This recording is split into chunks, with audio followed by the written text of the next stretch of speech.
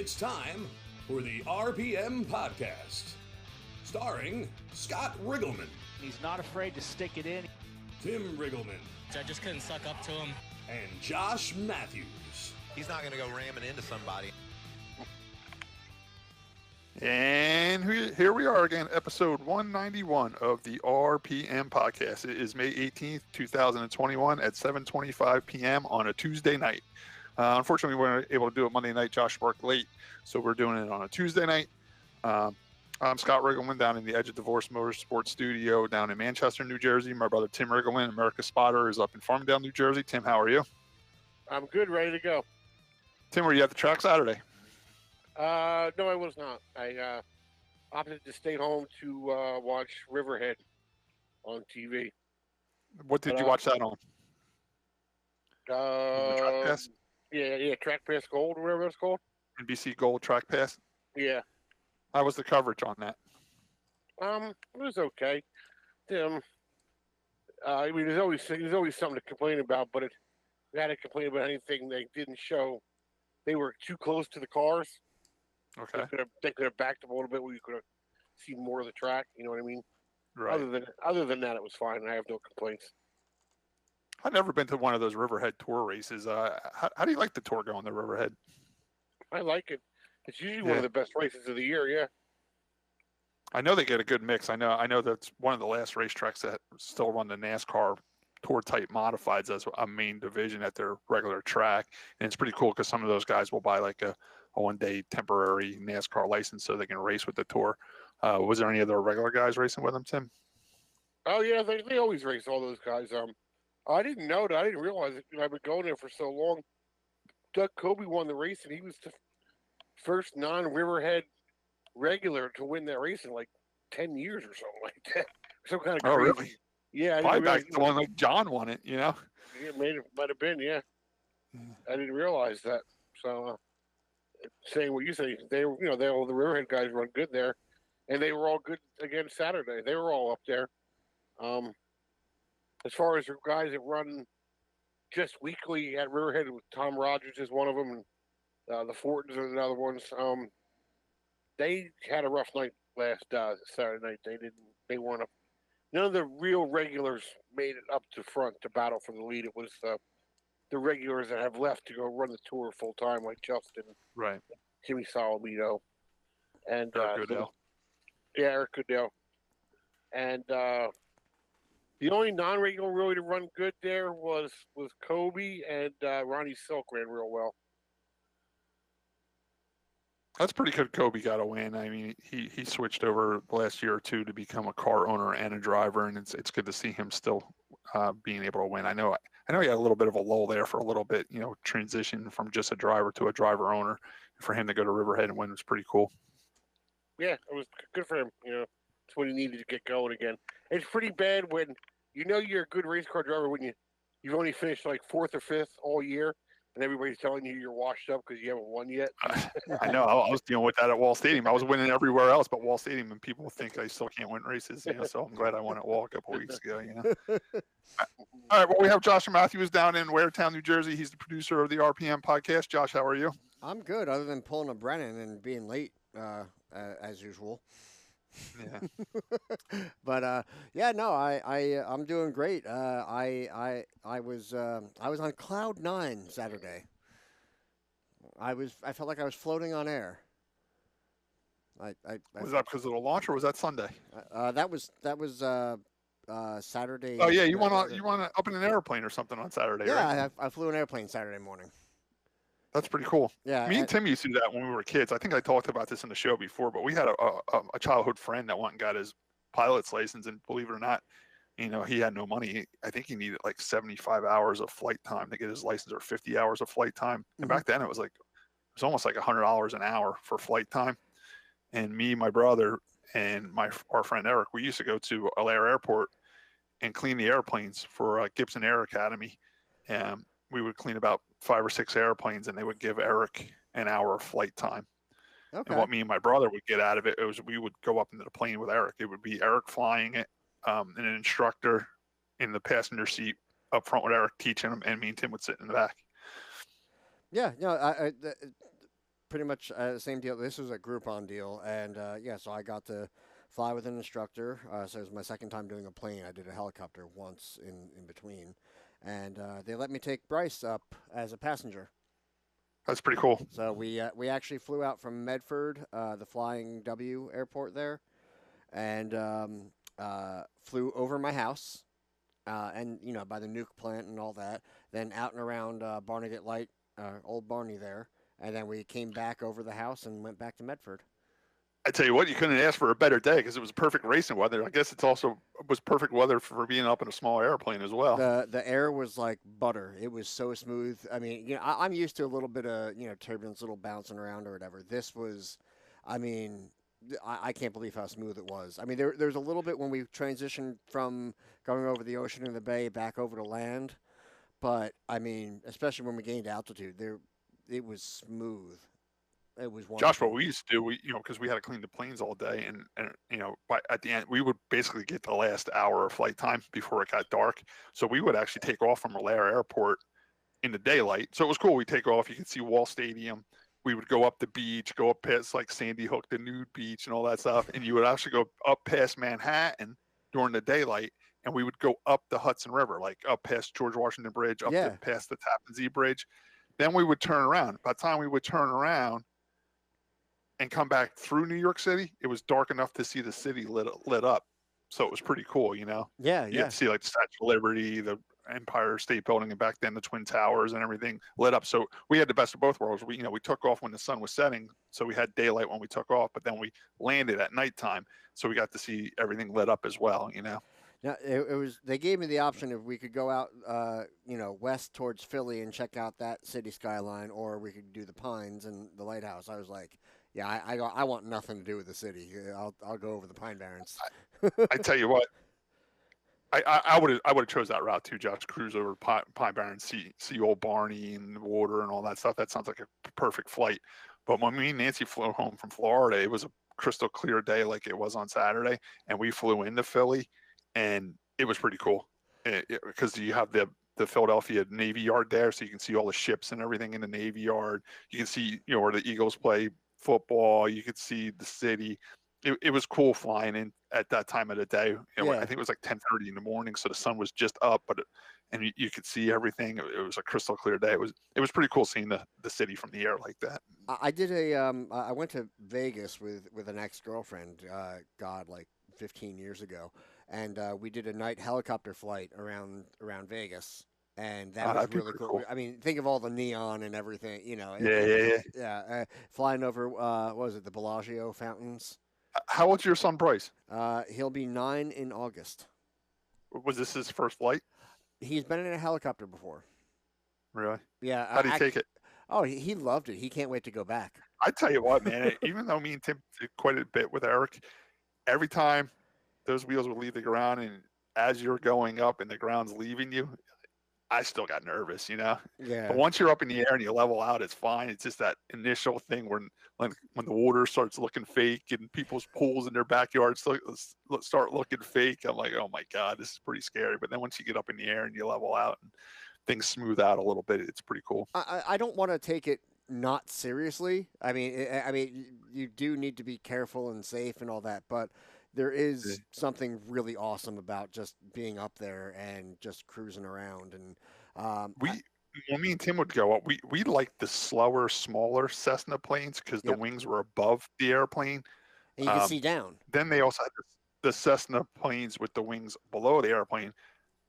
The Cessna planes with the wings below the airplane was a faster airplane, but we liked the slower plane because you could see the ground better.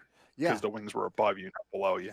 It was funny. Our former factory stock driver friend Ed Bischoff, I saw Ed the other day. Quick check. Yeah, he had his pilot's license. I don't think he's current right now, but he and I would talk about it. He always liked the planes with the wing below the cockpit because it felt better to fly. But I'm fine. Yeah, well, they handle better and they're faster. Yeah. But the visibility, if you want to stare at the ground, you're staring at the wing. Exactly. So I mean, I'm fine with the wing over. This is just I'm just going out and enjoying it. And actually, it was kind of fun. On the way back, we had to descend a little bit because 3 big jets were coming out of McGuire.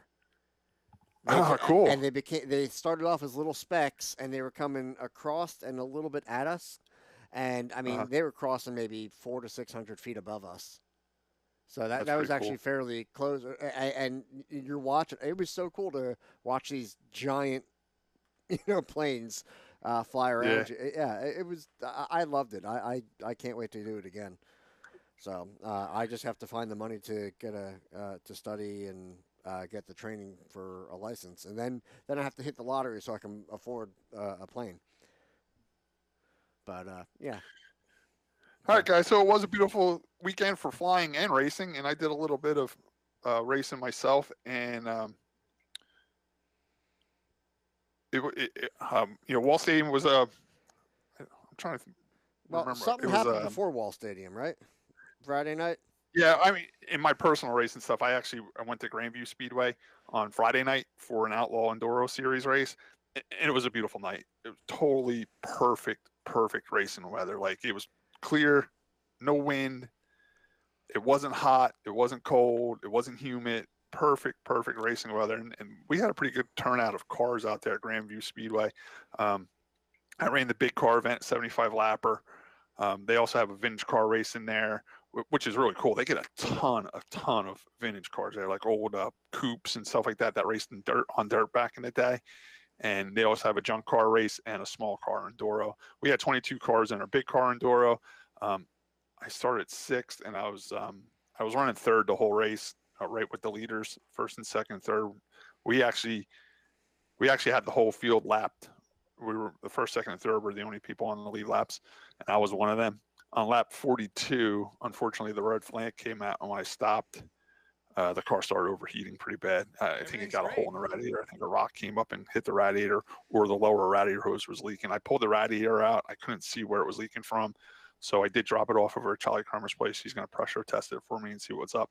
But the only reason why I think it might have been the lower hose, Josh, when I pulled the hose off, like you take the hose, I had 2 hose clamps on it. They were both tight, but once I got the hose clamps off, the hose pulled right off. You know how most of the time it glues itself to it and seals? It wasn't sealed, and the aluminum radiators, you got to be careful when you tighten the clamps because it's so soft. And I must have over-tightened the clamps because it wasn't round anymore where the hose slid over. It was like a D shape, so I don't know if it was leaking out of there or not. But that was the motor that I blew up down in Florida that I did rebuild when I got back from Florida, and it was on the money. The motor was flying. It was super fast. It was running great. Unfortunately, I wasn't able to finish the race, and I didn't want to blow up that motor again. So as soon as it got hot, I just pulled off the track. Wow. Yeah. No, I don't blame you. If you just had all that work done to it. So you said Barry did some work to it, right? Yeah, we actually had to put a sleeve in that block because the cylinder where the piston broke, it scored the cylinder wall pretty good. So Barry over at B&B put a sleeve in it. We did put new pistons and rods in it. The heads were good. Everything else was good, and put it back together, and the motor runs great. So I can't wait to run that again. But yeah, that was my little venture out to Grandview Speedway on Friday night. And that leads us to Saturday night at Wall Stadium, which was, it was a theme night. I forget what they called it though. Retro night. Retro night. Okay. You're right, Tim. It was retro night, and they're playing older '70s music and everything, and they had a Michael Jackson impersonator walking around. They had a Elvis Presley, of course. They had to bring an Elvis Presley impersonator out, and Marilyn Monroe was walking around as well. So it is kind of weird. You're at a racetrack, and I'm so busy with the racing, I forget that they're theme nights and retro nights. The next thing I know, I see like Marilyn Monroe walk by. Like, what's going on here? It's cool. I love that the track does that stuff to keep people, engaged and, occupied and entertained throughout the night. And I've even been noticing on social media, people love the theme nights. Just like Josh said, a lot of people are talking about it. They love it. It's just something different. It's something to look forward to when you're there. And like me, you actually forget it's happening. Next thing you know, you see it. You're like, oh, cool, check that out. You know what I'm saying? Yeah. During intermission, Michael Jackson they set up like a little stage on the infield. It was basically a tarp laying on the ground, so he can do his moonwalking and all that stuff. And he was singing and everything, and the kids all loved it. It was pretty cool, something to do at an intermission time, Wait, so they actually sang? Oh yeah. They put a wow. whole show on. Well, Michael Jackson did. I don't know if Elvis did or Marilyn Monroe wasn't a singer, but yeah, Michael Jackson. He did Billie Jean on the front straightaway by the flag stand during intermission. And, the whole thing, the whole dancing and grabbing the crotch and moonwalking forwards and backwards and everything. He put on a whole show. That's awesome. All right. So it sounds like better than I didn't. My brother wasn't there. He stayed home and watched Riverhead, and so we don't know if there was any food specials. I don't think there was. Got that. Yeah. Oh, you got that? Oh yeah. I didn't know if there was the race car driver one or not from the previous winter. Not that I heard of anyway. It was buffalo chicken sandwich or buffalo tenders and fries, homemade chicken noodle soup. I could go for some buffalo tenders and fries right now. I tell you what, it was beautiful out during the day, but it did get chilly at night, which made for great racing. It was perfect racing weather, but I'm kind of glad they had chicken noodle soup there because I'm sure people were looking for something hot towards the end of the night because it got really chilly out there. It's amazing how it does. Sure. I'm still amazed at how it gets so cold. It got cold quick too, Josh. Like you said, once that sun goes behind the trees, man, it got cold quick. It was to the point where I actually freed my car up a little bit. Like the temperature dropped so much. Yeah. Because it was a little snug during the heat race. I said, well, I'll leave it if it stays warm out. And then sure enough, it got cold out. So I freed my car up a little bit to adjust for the cold weather. And it seemed to work pretty good. The modifieds were off, which kind of hurt the crowd a little bit. We still had a decent crowd, but it wasn't as big as opening night or the second week. But it was a late arriving crowd, like always when we pulled down for the heat race. There wasn't many people in the grandstands, but by feature time, it filled up pretty good for considering there wasn't modifieds there for the night. I still go with and people are saying I know like Elliot agrees with us on this and JC. Faster isn't always better. Yeah, I know. People love modified racing, and then like it's the third weekend, so now all right, the modifieds aren't going to be there. If you're the Wall Stadium fan, you may take that as a night where, well, I'll take this week off. I'll go do something else this week because the modifieds aren't there, or maybe I'll go check out Bridgeport or New Egypt Speedway that night because the modifieds aren't here. But in place of the modifieds were the TQ midgets that race on the inner track, and they put on a pretty good race. They actually had a flip in their race too. They had a 25-lap race. All the races on Saturday night were 25 laps. I know on the schedule it said Sportsman 40 laps, but they changed it to 25. They said that was a misprint. So all the division races were 25 laps that night, and the night did start off with the TQ midgets on the inner track. And very early in the race, like real early in the race, the 1B car that Lenny Boyd owns, he kind of did like a dive bomb move going into 3 to get underneath the leader to pass for a lead. And they got kind of like hooked, like his right front tire got stuck between the other guy's left rear tire and the Nerf bar. And they pushed up the track and another guy hopped their tire and did like a slow roll onto the banking of the big track and landed on the side. So one thing that doesn't change about those TQ midgets, they can still flip pretty easy when they have the wing on the wing on the top. Yeah. It was a pretty good race. I didn't get to watch the end of it after the flip. I went back to my own car, but I'm telling you what, whenever they show up there, people are like, "Oh, I wish they'd run on the big track. I wish they would run on the big track." But Tim, when we were kids, man, those things used to fly around that big track, and I can imagine how fast they would be around the big track now. I kind of like them down on the small track. I thought they put on a pretty good show, and I know Tim always mentions that he doesn't know how clean they can get the track down there, but they were the first feature, and there was an hour intermission, so they did have time to clean the track off pretty good for them. And I didn't see any signs of dust or dirt down there. It looked like the track was pretty clean. Josh, you have the top 10 for that race? I will bring it up. Wait, where'd it go? Oh, I hit the wrong one. One thing you got to remember too, Dover was this weekend too. So. Oh yeah, that's true. Yeah. And Dover I think they were allowed 35%, which I feel bad for Dover. I think Pocono already announced next month they're going to be 100%. It's like Dover missed it by a couple of weeks. You know what I'm saying?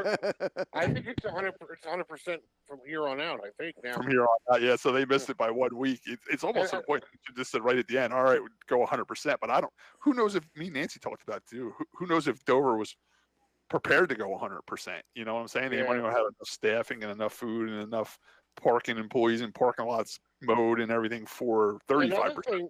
Another thing they said too, and I didn't realize it. That's only the one time they go to Dover once now.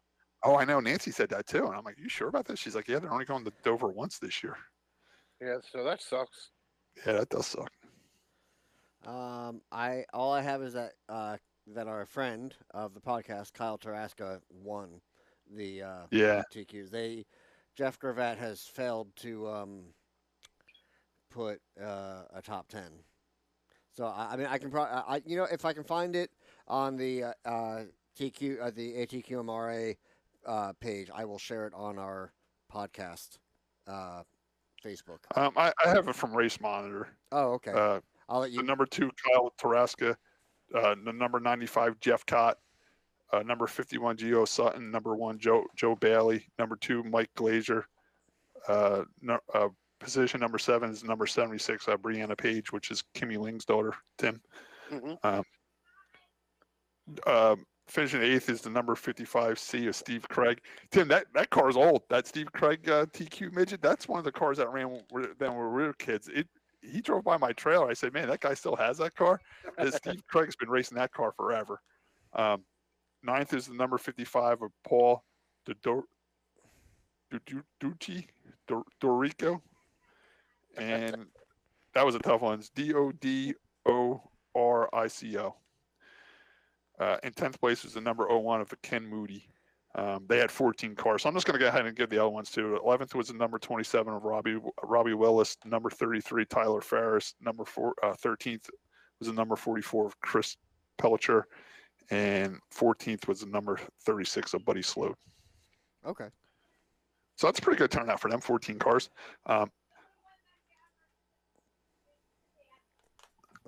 Is Scott getting yelled at? Somebody's I don't know getting what's yelled going on up there.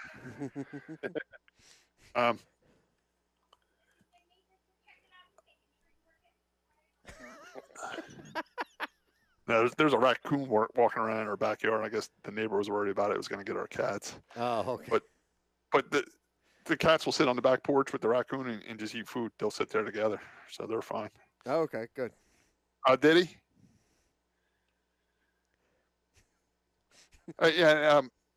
The TQs they also had a private practice session from 1:30 to 2:30 when we got to the racetrack. So that must have been their first race of the year because they got a private practice session before the night even started. So it was pretty cool seeing the TQs there. They definitely bring a different feel to Wall Stadium when they are there racing. It's almost like a little IndyCar type crowd. You know what I'm saying? And even like when they were racing down on the track, like the track crew all line up in the corners down there wearing their fire suits and everything. It's like an IndyCar feel, you know? Yeah, yeah. Whatever happened to the 4-cylinder super modifieds? Oh, I don't know. I like those things. I guess I went away. Remember them, Josh? They were pretty cool. Yeah, yeah. They raced at Mahoney Valley and they raced at Wall Stadium on the Sunday series and stuff like that. They were I think he's talking about the mini modifieds. No. Those... No. There was a group of guys that they built like 5 or 6 4-cylinder super mods. There's actually 2 of them for sale on Facebook. Jeff Harback, he's selling one that he got a hold of in North Carolina, and I saw one yesterday was for sale somewhere in Connecticut. Yeah, they were pretty cool. The 4-cylinder super modifieds, they were pretty neat. I like the Pro 2 or Pro 4 modifieds. Those are the mini modifieds. The Pro 2 mods, yeah. There was something they raced at Stafford still. Yeah, I saw one of them for sale too on the computer that day. It was $8,000 for that little car. Yeah, that's what I was talking about. Yeah. No, don't get me wrong; those are cool. But I was talking about the other. Yeah. The 4-cylinder super. Yeah, super modifieds. They look just like a super modified Tim, but a little bit smaller, and they had 4-cylinder engines in them. They were loud though, man. Yeah, they were quick. They started out with 2 or 3, and they got up to 5 or 6, and they were racing at Wall every once in a while, and they'd be there for practices, and they were racing quite a bit out at Mahoney Valley, and then I didn't see them anymore. It was a small club, and I guess it folded up. Speaking about super modified, you see Max McLaughlin won. In a super? Yeah. I seen there was a couple real bad wrecks at Oswego. Did you see those wrecks on video? Yeah, I didn't see that, but Max McLaughlin won that race. Oh, did he really? Oh, wow. Yeah. Okay. Yeah. All right. Just like his dad. He'll race anything. Yep. All right, and the next thing down the hill was the INEX Legend cars. They put on a pretty good show. Once again, me and Elliot were watching Joe McGrath trying to get his first win in that division. He ran second again, as he did a couple of weeks ago, and he was trying his best to get there and get the lead, but it just never quite happened. That was a pretty good race too. I like them on the Hoosier tires. It seems like they're going pretty good. There's only a couple yellows in that race, not many. You have the top 10 for that one, Josh? Or you want me to do that one too? No, I can do the legends. I can't really do the top 10. I can do the top 9. Because that's there was 9. Yeah, the car count was a little low for the legend cars this week. They had 9 cars. It happens here and there. They're also at a point. I'm sure a bunch have gotten torn up, and now they're in their rebuild part of the season. So they had a 25-lap feature. Mason McGee from Maryland gets the win. Then Joe McGrath in second. Peter Bruno, Quinn Trimmer, Phil Bogdan, Leanne Sherry doing fairly well. Matt Verlangeri, Tanner Jones, and Justin Emmons. That's your. So yeah, we had 9 legend cars. Leanne Sherry was 6th. She was the last one on the lead lap. Matt Verlangeri was 7th. He was 1 lap down. And then the 8th place finisher only completed 18 laps. So a few dropped out there in the end there. I don't know why. I don't know why the car counts are down on the legend cars. I really don't. I mean, they do have a lot of options to race other places. Maybe some of them feel that Wall Stadium might be a little too fast for a legend car. Josh, what do you think about that? Joe DeGracia. He occasionally runs on the modified tour. Yeah. And he raced up at Bethel as well. Yeah, he ran Legends for a while, and he ran at Wall for a while as well. But he's like, it's just a little too fast, a little too much with a Legend on at Wall because of the high banks and everything. And it's great for some people. It's not great for others, I guess. I know that he part of the reason he started going more to other tracks was.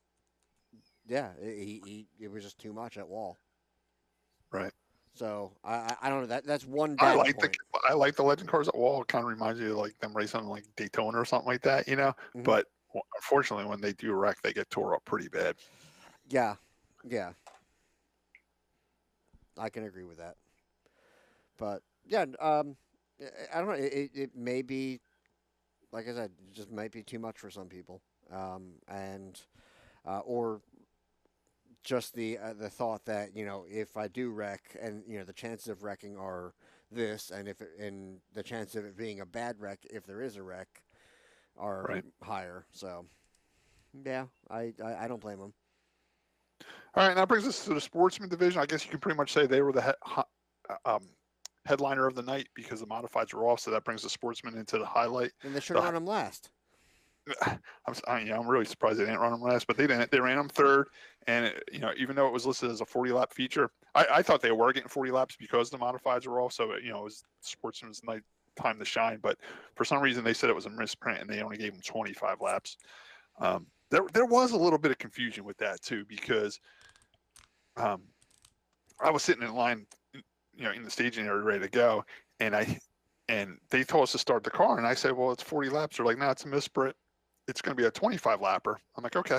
They told us what, like on lap 22, start your cars, get ready. You're going down, And then I'm watching the scoreboard while I'm sitting there, and it's like lap 26 and the green flag's still out. I'm like, what's going on here? And then I see like the crew members, yelling at the officials, like it should be over. And so I don't know if it might have won an extra lap or two because I think they completed like 27 laps through the checker flag.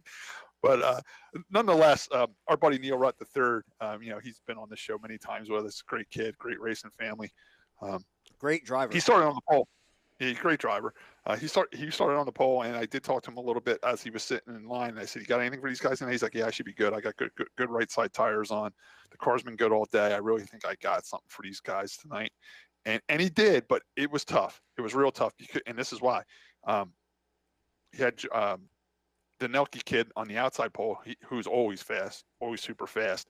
Nelke did have a few problems, but then when he fell back, Kevin Davison moved into second place, and there was quite a few restarts that Neil had to hold off Kevin Davison. Kevin Davison is a former champion in that division. He's always fast. He's got a great hand on car, and I'm not sure if they put the sticky stuff down on the track. It didn't seem like they did this weekend. I think they might not have done it because there was no modifieds, so they might not have put the zip strip down on the outside groove. But Kevin Davison was really giving Neil everything he could handle on the outside on these restarts. He even got to the point where he can get like half car length on him down the straightaway, but then Neil would beat him through the corner, and Kevin would come off the corner and pull him down the straightaway a little bit for about 2 or 3 laps, and then Neil would get past Kevin and get back into the lead. It was a pretty good race. There was one bad accident with a red flag, and unfortunately, Robert Anderton, he destroyed his car. Josh, it was bad. I mean, the front clip, everything, right front's ripped off. It caught fire. It was a bad wreck. And, just like the history of Sportsman, that was a long cleanup. It was a red flag. They had to clean it up. Rob was okay, but it took him a little while to get out of the car. Extensive cleanup, and there was only a handful of laps left in the race. So here they are rushing us to start our cars up to get ready to go down on the track. Next thing we know, we're shutting the cars off and sitting there for another 20 minutes. Yep. And Nelke and Michael Carr got into it on the front straightaway. They got hooked they together. kind of got hooked together, and they pushed each other down into the infield onto the smaller track through 1 and 2, but they both got going again, but that was a weird deal. Like, I guess Mike came up a little bit, and Nelke came down on him a little bit, and they kind of got where they were hooked and they couldn't get off each other, and they kind of pushed each other down into the infield.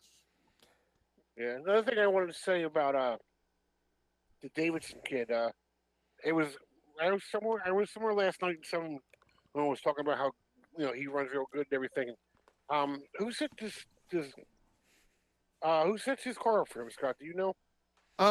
I know Ormsby helps him out a lot because Kevin does have his car over at Ormsby shop. Well, because what I was going to say, back in the day when John III started racing, a lot of people don't know it, but the 3 main people over there besides John Jr.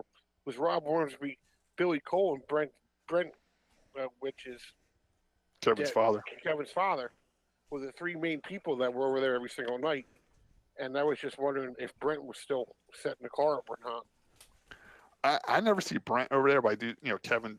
I think Kevin does keep his car over there over at Ormsby shop. But he's helped by Charlie Okerson, Chaz's dad. It's pretty much all Chaz Okerson's crew guys over there working on the car and pitting the car. Because Kevin's real good friends with the Okerson family, and they're basically helping Kevin now with the car now that Chaz isn't racing. But that car always runs well. It's always well prepared, and he's always he's always in the points when he runs a full season with the Sportsmans, and he'll get his few wins. And unfortunately, he wasn't able to get the win this Saturday, but Neil ran. Neil, we talk about it every week. Someone has a dream weekend, and we're going to get more into it. But Neil had the dream racing weekend this weekend. He had a weekend that most racers would love to have, and really happy for Neil that he had such a great weekend. So he did get the win in the Sportsman race, and I'm also happy for his car owner, Chris Kilbride. He's been around racing for a long time. He used to run the old Wall Stadium Truck Series with the Buckleys, Tim. He had the number 34, I think it was, Wall Stadium truck back in the day, when they were the older style, like 60s and 70s Chevy pickups. Chris always did good with that. Chris also ran modifieds for a while himself. And then he did take a little time off from racing, and then when he came back, he put Neil in the car. And that's a former Jeff Lane car. That was one of Jeff Lane's cars that his son Eric drove, and it's good to see that car still out there. It's a beautiful car. It's always really clean. It's a beautiful, metallic blue color with 66s on it. Real happy for that race team, and especially Neil Rutt's father. He's been around that track forever. I actually saw him up in the office when we were getting paid, and I just told Neil Rutt III's father, who's Neil also, That would be just enjoy it. Junior, right? What's it? Yeah, Neil Rutt Jr. I said, Neil, just enjoy this night, man. He's like, oh, we're not done yet. We're going to Mountain tomorrow too. I'm like, oh boy. But that worked out good for him too. So, all right. So next down the hill was the American Steel, the factory stock division. Do you want to go over? We also had a 20 top 10. We also had. Oh yeah, I'm sorry about that, Josh. Yep. You got the top 10? Yes, I do. Neil Rutt, as we mentioned, Kevin Davison, Mike Carr, Jake Nelke, Jarrett D. Giant Tommaso, Kenny Reeves, Jimmy Walcott, Karsten D. Giant Tommaso, Jeffrey Loesch, and Ryan Fisher. So that's another good run for Michael Carr. I think he got second the week before, and now he got a third. So he's they had top 14 cars. Just 14 cars in the Sportsman division. Yep. So that's and then you're gonna go. Who came down next, Scott? Sorry. The American Steel with the factory stocks came down for their 25-lap race. I think we had 20 cars. That would be correct. Yeah, we had 20 cars, which is a good car count. But there again, Elliott Wall had one of those. We talked about the night I won. It was just my night. Like the car was fast all day. I had a good draw. I won my heat race. Started up front, and I started third. Well, Elliott had a better draw than me this week. He drew 14th out of the hat. Put him on the pole in the first heat. He led every lap in the heat race. That put him on the pole in the feature. He led every lap in the feature and won the feature. It was he had a dream night too. It was pretty effortless for him. I mean, me and Brian O'Shea were right on his bumper, but we really had nothing for him. He had a great race. Unfortunately, he had a brand new motor in his car, and he was struggling with oil pressure to the point where he was afraid to run it. And I'm like, yeah, might as well run it. And then when I was behind, because I started on the outside pole, so I ran second most of the race before a late restart where Brian was able to get underneath me because he was third and I was second on the outside pole. And I was to the point where I was behind Elliott going down the straightaway, and I could see his oil pressure gauge, the light. And I was watching it like, it would go off, but then it would come on, and then it would stay on. And I'm like, man, this thing's on for a whole solid lap, like down the straight. I'm like, this thing's gonna blow up, and I'm gonna slide it as oil, But that's if he had any left. I don't know how that motor stayed together because it had no oil pressure. And he's like, I know it's not the gauge. I changed the gauge, and I don't know. He ran it. It didn't blow up. The motor was fast. It just didn't have oil pressure, and we even had a red flag come out too. And when we're sitting on the back straightaway, he actually angled his car nose first up by the fence, so the back of his car was facing the infield, so the oil would be in the bottom of the pan by his oil pump pickup. Because now he's thinking maybe the oil pickup fell off or something, Yeah. So because he said it had like 0 at an idle. It would have at least 20 when he was racing. This and is so a dumb he would angle question, the car up. But did they change the oil and forget to refill it? Nah, he said it was all filled up and everything. Matter of fact, he pulled the motor out today and brought it back over to Martinez. He thinks there's something wrong with the pickup itself, Okay. But I don't know. It stayed together and it was fast, and he was able to win. So good for him, I had that issue, actually a very similar issue in one of O'Shea's cars where, it ended up being some piece of debris got caught up in part of the either the pump or the intake or whatever it was. Like the screen part on the pickup itself on the oil pump. I don't. He didn't specify. I don't know if it was on the screen or in the tube going up, or on the out port from the oil pump. I don't know. Something was jamming it somewhere, and I was having oil pressure problems, and it overheated. Oh, really? Yeah. And Elliott said the water temp was fine. It just had no oil pressure. I don't know. It stayed together. He ran and he won. There was one bad accident in our race, and unfortunately it was A.J. Jadacki, who bought out a beautiful factory stock for this year that him and his father have been building in the last couple of years. And A.J.'s been fast right out of the box with this car. His father's Chuck Jadacki, who raced many years ago in the street stock division. It seems like he was starting to get a right front flat during the race, and coming out of turn 4, I guess the tire finally blew, or he got pushed up into the fence because he had the flat tire, but he hit the front straightaway pretty hard, and the car had a lot of right front damage, like A-arms and stuff like that. Like it looked like when he was getting towed off the track, they went by me. It looked like the tire was pushed back towards the firewall. And Yeah, unfortunately for AJ, because AJ has a fast car. I'm sure it's fixable and everything like that, but But I that mean, was you the may one. be, working on straightening those horns and. Yeah, maybe. I don't know. But I think it was more like just upper and lower and spindle and stuff like that in the right front. And the factory stocks are off this weekend, so he does have an extra week to get it fixed. So yeah, that was the one bad wreck we had in our race was AJ. AJ was fine. I mean, he was mad that it happened, but I'm sure the car's fixable. And I'm sure him and his father will get the car put back together. And don't forget, Gil helps those guys out too. So. Yeah, they're over in that shop over at Steve West's place. So I'm sure they got a gaggle of guys to work on that thing. But yeah, that was the bad point of our race was AJ's wreck, unfortunately. I'll hit us with the top 10, Josh. I got it right here. Oh, okay. Elliott Wall was first in the number 17 car. Brian O'Shea was second. Scott Riggleman was third. Johnny Carpenter was fourth. Kevin Flores, who had some blister. And Josh, I'm looking at the lap times. I'll finish the top 10. Johnny Carpenter was fourth. Kevin Flores was fifth. Doug Ashford was sixth. Tom Majowski seventh. Gary Burton's picked up speed in that big Malibu, Tim. Yeah, he's getting closer. He finished eighth, so that was good to see. Uncle Joe Maggio was ninth, and 10th was Matt Podesta. We got to mention our buddy who sponsors our show, Nick Catone. Nick Catone finished 14th on the lead lap. Nick Catone sponsors our podcast. I'm going to do a little plug for him right now. Nick Catone Training Center is located on 781 Brick Boulevard in Brick, New Jersey. Boxing, jiu-jitsu, cardio, boxing, Muay Thai, MMA, and more. If you want to sign up for any of this stuff, you can talk to Nick at the racetrack. He's there all the time. Or you can give him a call at 732-458-0133. And thanks, Nick, for helping out with the podcast. We appreciate that. Yeah, I got to plug Nancy. Nancy finished 16th, but she did finish on the lead lap, and that's pretty tough when you have guys like me and Elliott and O'Shea starting first, second, and third up there. Yeah. Josh, I just want to read off some of these lap times. I did talk earlier how it did cool off at night, and it did make it fast. We were having pretty much turkey derby times. By the time we rolled out on the track, it was that chilly out. Ellie did a 15.91. Brian O'Shea did a 15.898.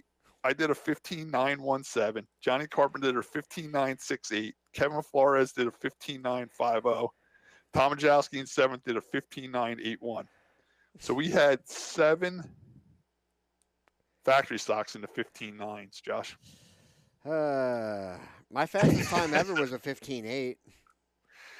My best times ever was a 15.8 too as well, and that was Turkey Derby.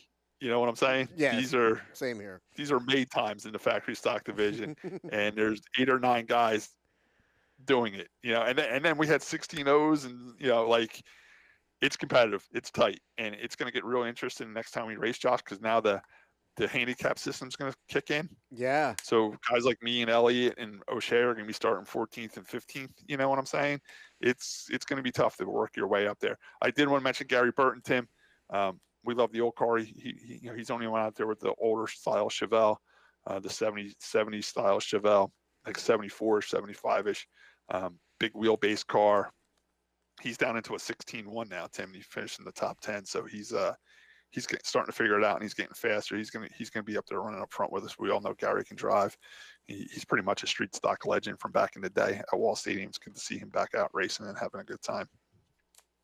Yeah, there's that thing floating around on social media that the tires were going to go up. Did tire prices go up at Wall Stadium? Yeah, Hoosier Tire sent that out, but they didn't go up that much. I think we were paying 104 last year. Now they're 106. So they want like $2. Okay. And before we go to factory stocks, I saw a picture of that banner who made that banner for you? Ellie and Nancy had that banner made for my 100th win, and they talked to the track, and the track let us hang it up on the pit shack during the races. It was a super nice banner. I was going to try to show it on here somehow, but the thing's so big I couldn't really show it on here. Josh, maybe that picture from my Facebook page, maybe you can share it on the RPM podcast Facebook page. Yeah, we could try that, or we'll get how we had the background at the motorsports show. Yeah. We'll get that hung up behind you. Yeah. But I mean, for now, if you want to steal the picture off my Facebook and put it on RPM podcast. Yeah. Another complaint I had about you, Josh, was a lot of people saying you haven't been sharing the podcast on. Oh, Different places. I screwed up last week. I had a little issue with editing, and it ended up being really late. And then I was running late to work in the morning when I normally share it. And There's a lot of people that said, the week we did do it. I know we didn't do it last week because everything rained out. But the week before, people were like, "Oh, you didn't do a podcast." I'm like, "Yeah, well, no, we did it. I shared it on mine." They're like, "Oh, Josh didn't share it." I'm like, "Oh, I don't know."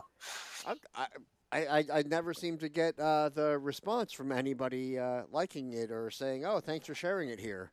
I share it in like 30 different places. I don't know. Because they just click on it and listen to it. Yeah, but people are like, "Oh, Josh, you didn't do a show." I'm like, "Yeah, we did. Josh just didn't share it." All right. So get on it, Josh. Yes, I will. I promise. All right, so we had 20 factory stocks, and just to let everybody know, the factory stocks are off from Wall Stadium this weekend. So no factory stocks at Wall Stadium this weekend. Oh, boo. Yeah. I actually have no racing going on. None of my enduro stuff, nothing. I got a weekend off. I will be in Millville Saturday. They have a big monster truck show. I saw that, Josh. And know what I also saw in Millville? Did you see that they sold out of the condos? At the track? They have condos. You can buy condos there at the Motorsports Park down in Millville. Yeah. And the first phase, they sold out of them. And now the second phase is up for sale. Did you ever check them out on the computer, Josh? I think I looked years ago and was like, yeah, when I hit the line. I tell you what, man, they're pretty badass, man. This maybe you can share that too, Josh. It was on Millville's Facebook page. Okay. This set of condos is next to the Thunderbolt racetrack, like basically right off one of the turns. There's a whole row of them. Beautiful condo, you like living space and everything like that. Then downstairs is a garage big enough for 8 cars, 14-foot high ceilings with 14-foot doors to get in and out, and the car, enough, ceiling space to put lifts in it and stuff like that, so you can put more cars in there. I couldn't find a price on it, but I'm like, wow, that'd be really cool to have, Oh, it'd be wonderful. But I mean, it's for those wine and cheese. Sports car guys. If you buy one of those, you get where you can take your car out after dinner on a Wednesday night and go out on the track. You have Oh, I'm sure you have access to the tracks and stuff like that. Oh yeah, I'm sure there's like a permanent pass. Because technically, when you go to do the arrive and drive for the go-karts, which I've done with a bunch of the factory stock guys before, technically you have to pay $10 for a day track license. Just whatever.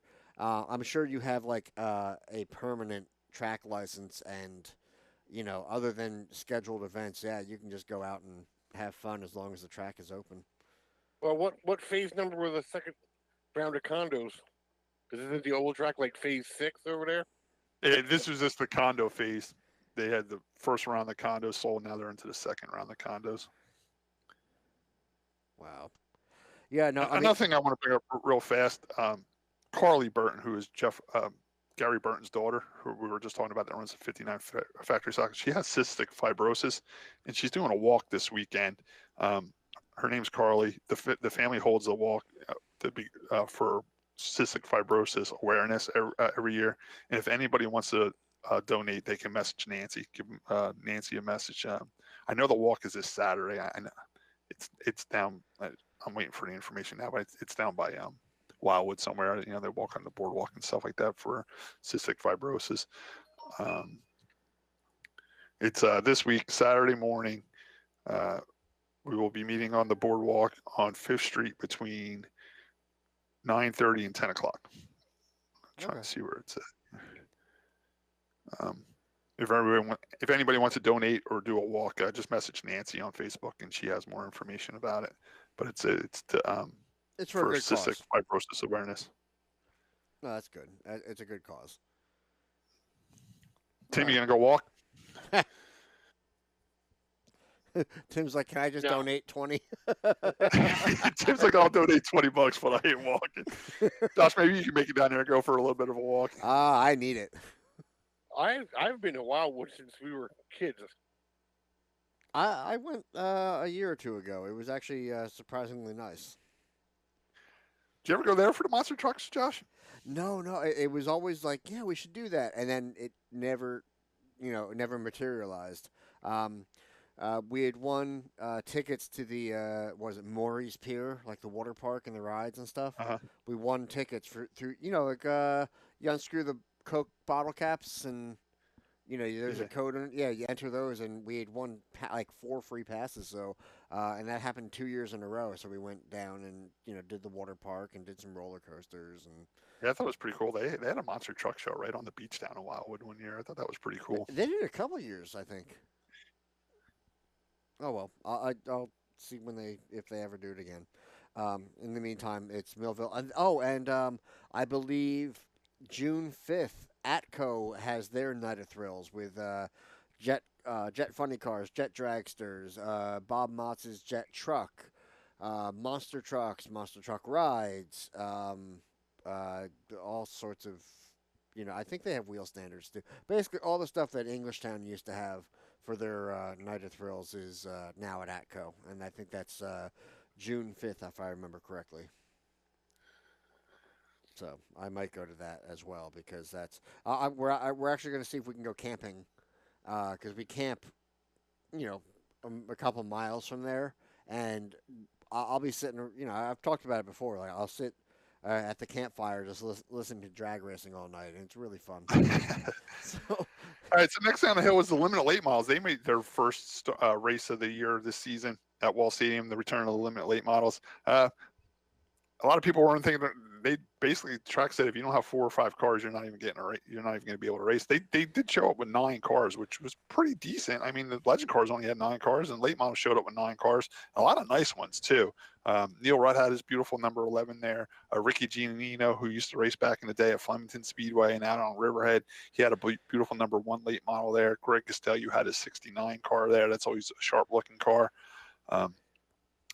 There was a couple other Riverhead guys because the late models weren't racing at Riverhead, so some of the Riverhead guys came down here to run their late models, which I thought was pretty cool. Brian Doyle was one of them. There were some really nice late models there. And once again, Howie Conk was there with his beautiful 28 late model. That car's always super fast, and the race pretty much came down to Howie Conk and Neil Rutt III. Howie had a pretty good run on him. There was a late restart, and I thought maybe Howie was going to have something for Neil, but Neil was able to pull away. There was the typical spins and cars breaking down in that race too, Tim. Like you always say, the late models, it's like sometimes nobody wants to win the race, but this time Neil was hooked up and he had the field covered. There was a scary moment after the race, pulling off the track. Greg Costello's car caught fire going up the pit ramp back into the pits, it burned pretty good. It was a pretty good fire going. So that was a scary moment.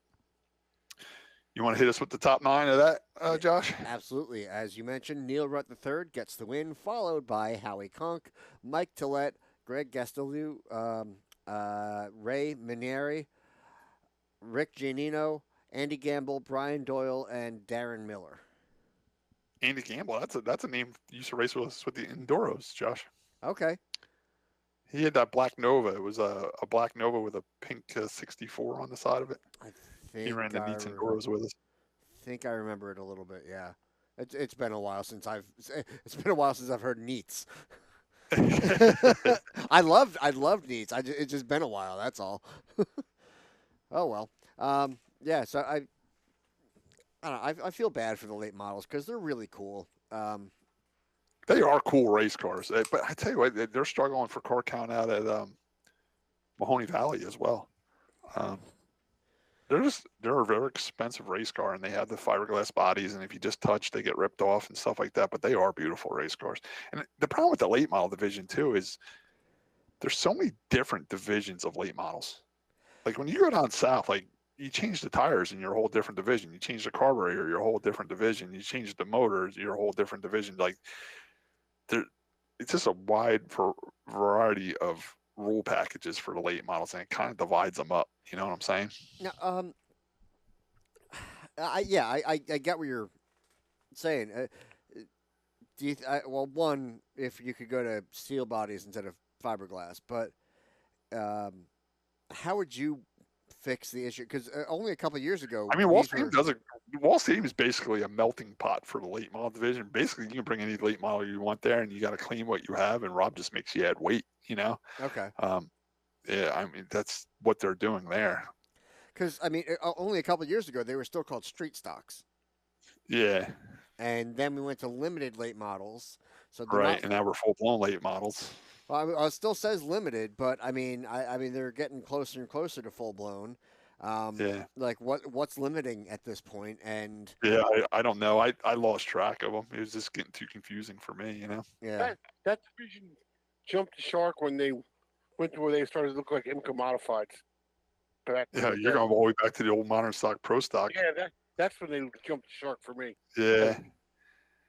That division has been struggling for the last 20 years. It's been modern stocks, pro stocks, sport. Well, really, technically, the modern stocks went to pro stocks, and the pro stocks went to Sportsman. So that they went a whole different direction there. And then they kind of reappeared as a late model. It got confusing. So, but I will say, right before I started driving, so let's say 09, 2010. About then, you had good car counts in the street stock division, which became late model. I mean, I'm talking you easily had 15 to 20 cars, right, on a lot of nights, and they would have. What was it? They had what was the radio station, like 100.3 or something like that? I forget what it was. They had a car out there. There's another one with a similar paint scheme. You had. I don't know. It just I remember they had a lot more cars, and then all of a sudden it was they just started like dwindling out of no. I don't know. I just wish I knew the reason that. I just feel bad for them. I'd like to see. Yeah, I do too. And then they only have 5 races at Wall this year, so it's hard to build momentum when you only have 5 races. I know the theory is, well, we'll give them 5 races and everybody will show up at once to run those races, But then some people, that's not enough racing for them, so they'll buy a car in a different division or go race somewhere else, Yeah. I was happy with 9 cars. It was actually a pretty good race. Of course, you want to see double digits in cars, but maybe they'll get there. I know there's a couple more being built, and maybe some other guys, they say, oh, wow, there's 9 cars. I'll go race now, I just hope the next time the late models are scheduled, the late models aren't racing at Riverhead. This way the Riverhead guys can come again. Yeah. Well, I mean, and I will be fair, because I remember a night that there were only 3 4-cylinders left on the track. And the 4-cylinders were off too. They were missing from the racing Saturday at Wall Stadium too. Yeah. So we had modifieds off and 4-cylinders were off, but the late models were there and the TQ midgets were there. That's what filled those voids. I think Todd Deege, did he win that race when there was only 3 4-cylinders I have no left? idea. I forget. I don't know. It was a couple of years ago. I remember in 2013, the factory stocks actually had short fields for a while too. We were down to 8 or 9 a couple nights too. Yeah, a couple nights, but luckily the division's been obviously the strongest. Yeah. So I mean, and let's hope it stays that way. I mean, it grew out of hand for me, but oh well. All right. Anyway, moving on. Well, that wraps up the racing at Wall Stadium for that night. The limited late models were the last feature of that night. Josh, we haven't talked about IndyCars in a while. I just wanted to mention something today. Today, they actually had practice today for an Indy 500. Did you know that? I knew a lot of stuff was coming. Well, I did want to mention IndyCar related. Roman Grosjean, formerly the Haas Formula One driver, got a pole in IndyCar. Oh, really? Yeah. I did see that name and it did sound familiar. And now with you saying that, now I know where it came from. I do have the results from the IndyCar practice today. Yeah, let's hear it. They had 32 cars on hand. Yes, I did see a quick note about that where somebody had to drop out for whatever reason. And well, 2 of them didn't take time. Okay. 30 cars did take time today, and they're saying they do have 35 cars pre-registered or entered for the Indy 500. So we might have a bump day this year with the Indy 500. Okay. But they were running pretty good times for the first practice. The fastest time was 223.449 miles an hour. Jesus. And that was set by Graham Rahal. Okay. Which would be pretty cool if he wins. His dad's won that race before. He's no Marco Andretti, but it's still Graham Rahal. Marco was there. He's got one IndyCar race scheduled this year, and it is the Indy 500. Since you wanted to bring up my buddy Marco Andretti, he was 16th fastest. Okay. Out of the 30 cars, so he's right mid-pack. He did a speed of 220 miles an hour, 0.626. So what was that, 3 point something off of the lead? Yeah. Okay. 3 miles an hour off.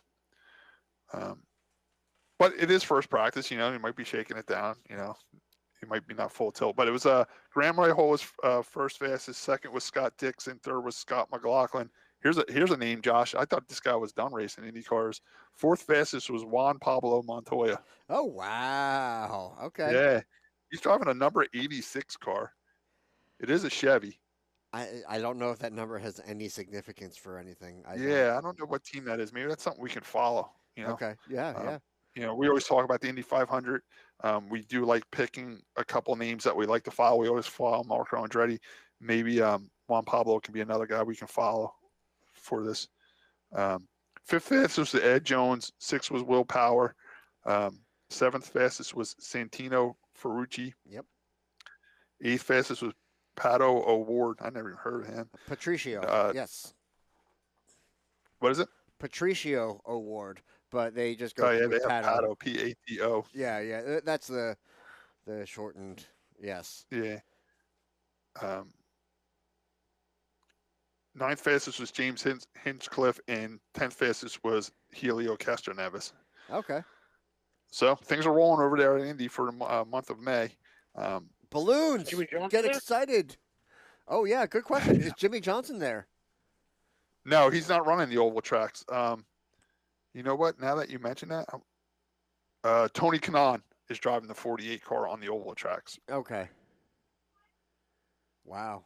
Okay. Jimmy Johnson's only doing the road course races, and it's not really going that well for Jimmy Johnson. So, yeah, Tony Kanaan, he was 13th fastest in that car at a speed of 220 miles an hour, 0.902. He's proven, I know he can win. We'll see what happens. Any other notable names or odd names that we're not used to? No, just Alexander Rossi. He's down at 27th, which is pretty far down. The only rookie I see on this, was Scott McLaughlin. He was third fastest. He's a rookie. Isn't he the V8 supercar driver? I don't know who that is. I'll have to check. And here's another name. The other rookie was 28th fastest is Pietro Fittipaldi. Oh. He was 217 miles an hour, 0.576. Oh, yeah, Scott McLaughlin. Blah, blah, blah, blah, blah, blah, blah. Yeah. Okay, yeah, they're saying he currently competes in IndyCar. Yes, he was in the supercar, the V8 supercars. Look up Pietro Fittipaldi, see if it's one of Emo's kids. Pietro, I believe, is pronounced. Pietro. Yep. No, that's not the right. There we go. I will. Tim, do you know anybody spots for Indy cars anymore? I know Tony Hirschman used to do it. Oh yeah, there'll be guys that go there to pick up a corner or something. I don't know of any just yet, but I'll let you know next week when it gets closer. So you're saying in Indy that it's more than one spotter for the IndyCar guys? They spot corners? Yeah, they spot corners there. So Pietro is the grandson of Emerson. Oh, cool. Yep. That's another name we can follow. That's a good one. It's all right. So just letting everybody know that they are rolling. They're starting to do stuff over at Indy. I always love that race. I really do. I hope they have good weather. I'll actually be traveling that Sunday while that race is going on, so I'll probably listen to it on the radio. The only thing I have interest in doing at the Indy racetrack is going to look for old bricks. And they said there's plenty of them out there, and the ones with stars are worth more money. Yeah.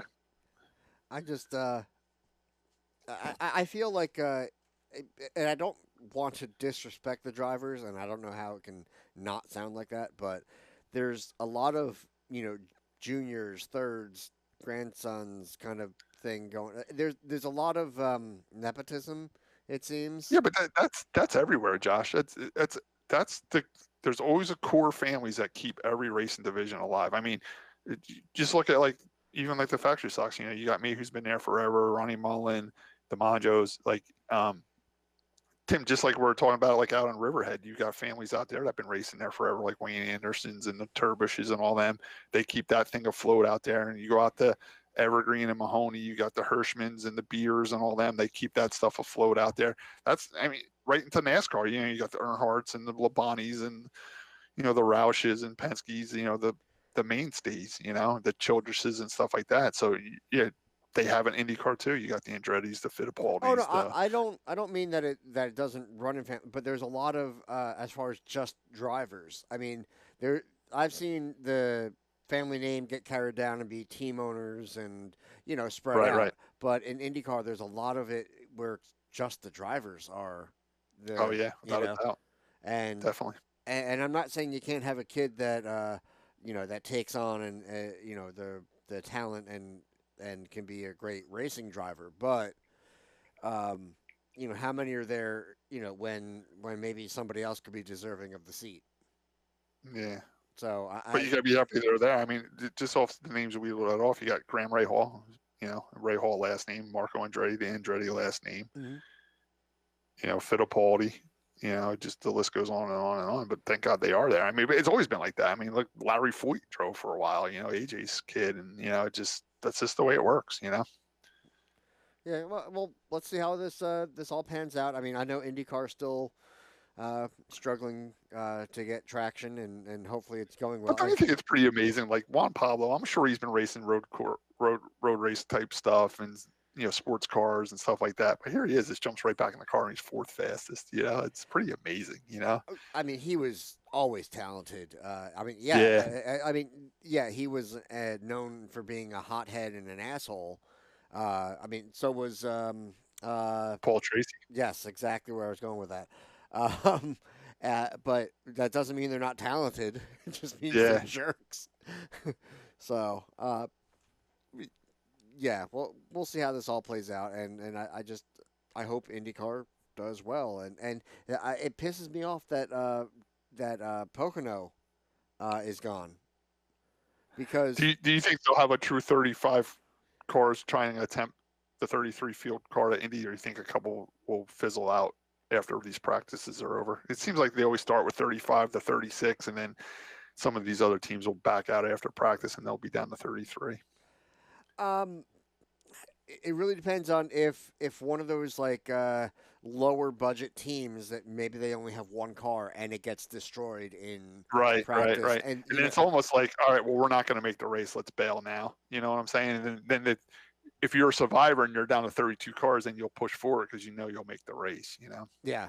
So it's really that. This is why all the people that gamble on horse racing and all that, try gambling on auto racing, because it is so unpredictable that, I mean, now it's a real gamble. I mean, I don't care. I just love qualifying when there is some bumping going on, and we haven't quite had that in a while, Yeah. It's going to be interesting to see how it plays out, and I want to, stay up on it. I'm just going to make a better effort, because there's a lot of racing going on in a lot of places, and hopefully I can keep track of Indy going forward. So, Josh, was this the first Dover race you missed in a while? I know you're always big going on down to Dover. I want to say not last year. I don't think I didn't do anything in 2020. The year before, I had gone to Dover for the October race. So I felt bad for Martin Truex Jr. He's been on a hot streak, and Dover is his home track, and he struggled down there this time around. Tim, your buddy Kyle Busch had some mechanical problems. Do you know what happened to him in that race? Yeah, spark plug wire fell off. Did it really? They opted not to pit, and they rode around, and he went 7 laps down to the yellow, and then he came back out, and they said he was like he was in the top 3 fastest car on the track the whole rest of the day. That's frustrating. I don't know why. I guess if they figured they couldn't get it, if they would have put it under green, would he went 7 laps down, or maybe he only would have went 5 laps down? I don't know. And I know for a while, we haven't talked about NASCAR in a while, but I know for a while, Ryan Preece was actually 2 laps down, and he got his laps back because there was nobody 1 lap down. You know what I'm saying? So when the caution did come out and there was the lucky dog, the free pass, Ryan Preece got it because he was the only car 2 laps down. There was nobody a lap down, and then he was the only car 1 lap down, so he was able to get that lap back. So Tim, you're right. Maybe if they just would have lost 2 or 3 laps, they could have made them up with the cautions and the lucky dogs. Yeah. That's a gamble you take on the But another exciting thing that happened at the Dover race weekend was Hendrick cars finished 1, 2, 3, 4. Okay, that's pretty cool. They said that never happened before, and the top 4 never did happen for Hendrick. But I remember when we were kids, the top 3 at the Daytona 500 were Hendrick cars.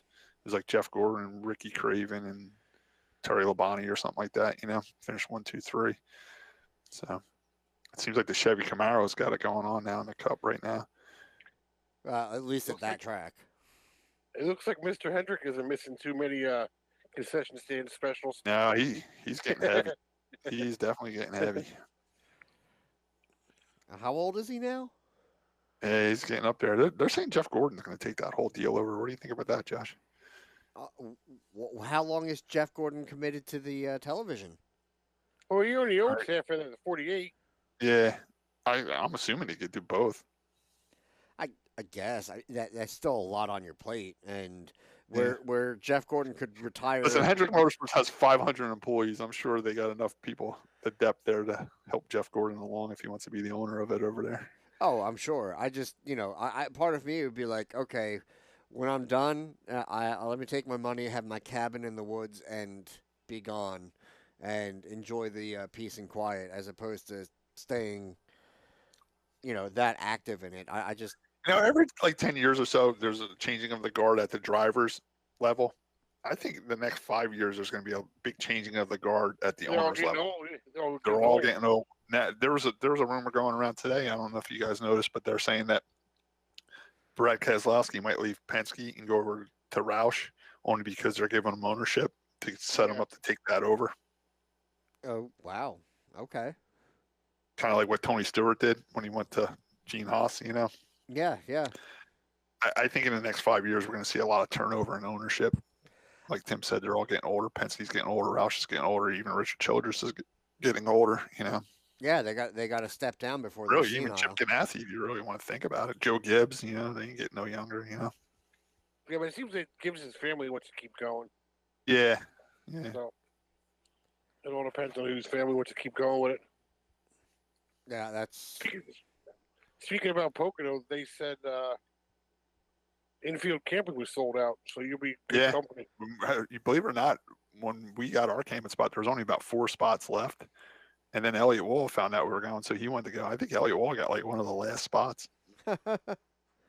Good. Oh, I think that Pocono weekend's gonna be awesome. If the weather's good, it's gonna be awesome up there because it's it's been a long time since it's been 100%, and everything's open. So I think people are gonna flock there. I tell you what, even though Dover was supposed to be 35%, when I tuned in on Sunday, there was a lot of people in the grandstands. Yeah. I don't know what Pennsylvania's rule is going to be for. I tell you what, at Grandview Saturday night, I didn't see one mask. I wasn't wearing one either. I'm done with the mask. If I don't have to wear it, I ain't wearing it. I got vaccinated recently. I got vaccinated too. Yeah, so did Tim. Yeah. I got the one-shot deal, and I was actually because I had COVID back in November. And I knew what it felt like, and everybody that was saying that they got symptoms from the or that had a reaction to the shot. That was exactly what I went through, and so I was like, okay. See, I had no symptoms. I got it. I had no problems. My brother felt a little sick after the second shot. I didn't feel anything. My arm wasn't sore. I didn't feel remotely anything. Josh, the guy that owns my campground, him and his wife got the Johnson & Johnson shot. He said they went to Ocean County College, and they didn't even have to get out of the car. They gave him the shot right in the car. That's awesome. I did it at CVS right in town, so it was. Yeah, I went right in. I was in and out. And my brother said he was in and out when he went for his, but now they're setting it up where with the Johnson & Johnson, the one-shotter, it's a drive-through. You basically just like give them your driver's license, hang your arm out the window, they give you a shot and give you your card. It's pretty cool. Yeah, so I was gonna open the podcast with, "Hey, I got my microchip installed." Yeah, but it could, because they obviously can't track me on Google Maps or Facebook or anything. All right, guys, you want to do a quick what have we learned, or you want to skip it and call the show? I have something for it. Yeah, I don't have. Go ahead, Josh. Do you guys have anything? No, I'm good. Okay, Tim, nothing. No, I'm good. Okay, I just want to say that I learned that Elliot had problems with his lube. All right, guys, we just want to thank Nick Catone once again. Nick Catone's training center over in Brick, New Jersey. It's on 781 Brick Boulevard. Give Nick a call if you want to sign up for any of his boxing, jiu-jitsu, or cardio, kickboxing, Muay Thai, or MMA training, whatever you want to do over there. Give him a call at 732-458-0133. All right. We're talking about the racetrack. Tim, sitting in the grandstands at Wall Stadium, have they said anything about when they might open the pits back up after the races are over to let the fans into the... They mentioned every Saturday night, due to the COVID, at this time, you're not allowed to go in the pits. As much as they say consistently, week in and week out, I'm sure as soon as they're going to be allowed back in, they're going to say you can go back in, So they haven't given a deadline yet, no. All right. Well, hopefully sooner rather than later. I mean, I think we're finally getting to that point. So, fingers crossed. I miss that too. That's pretty much the highlight of my night is when everybody comes in from the grandstands and the kids come over and sit in the car and take pictures with the car.